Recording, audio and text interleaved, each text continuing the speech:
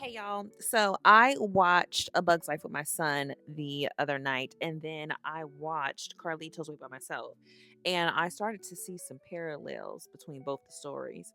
So I want to do more of an intertextual, my bad, analysis on both of them to show how they're two completely different stories, but they share the same message. All right. Let me get my hand out. You see that? I love this little.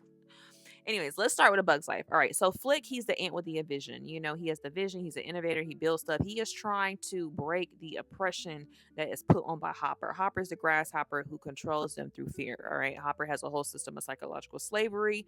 He knows the ants outnumber him, but he manipulates them by size and strength. That's his fear he uses. He uses I'm bigger than them.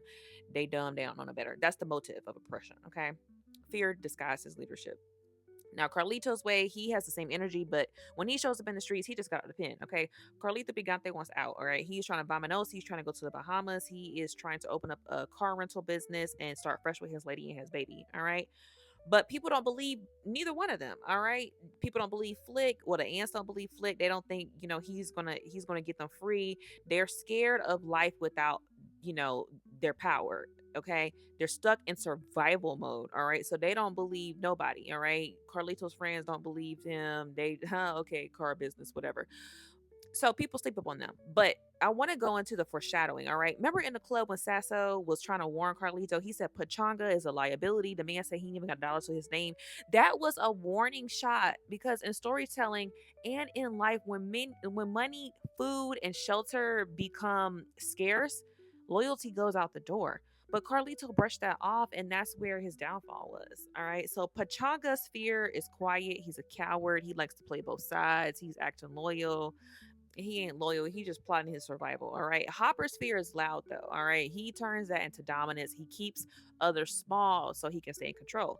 They both end up destroying their communities because whether it's a colony or a crew, whatever you call it, fear and loyalty, they can't live in the same house. But also, let's not forget fake friends, all right? The ones who pretend to help you out or want to be there for you, but they got their own plans for you and their own successes for you. And then when you try to escape whatever they have in mind, they don't like that. Example, Flick meets the circus bugs, all right? Thinking that they're warriors and they're going to save the colony. They lied. They lied to him just for fame and fortune, all right? Same thing with Carlito's friend. He thinking that, this is my brother from another mother, but Kleinfield had his own mess. He had mob ties, he had debt, he had corruption, and then he drags him back into a hot mess, getting him back into danger.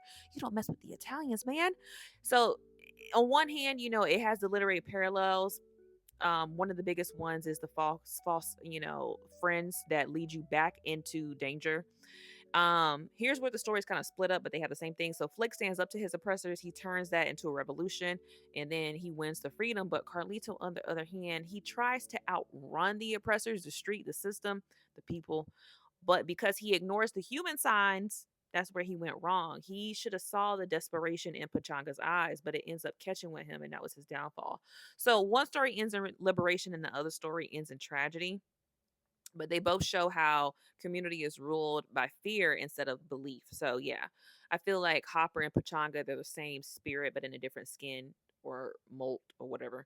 But they're both driven by fear of scarcity, both choosing control over community. And then Flick and Carlito, they're the dreamers. They're the ones that try to break the system built on fear. One wins and one doesn't. I love that. You get to see like what happens whenever one stands up and one doesn't. So yeah, tell me what you think. Do you see the connection? Drop a comment down. Leave some suggestions if you want me to cover another movie or whatever. But yeah, let me know. All right, bye.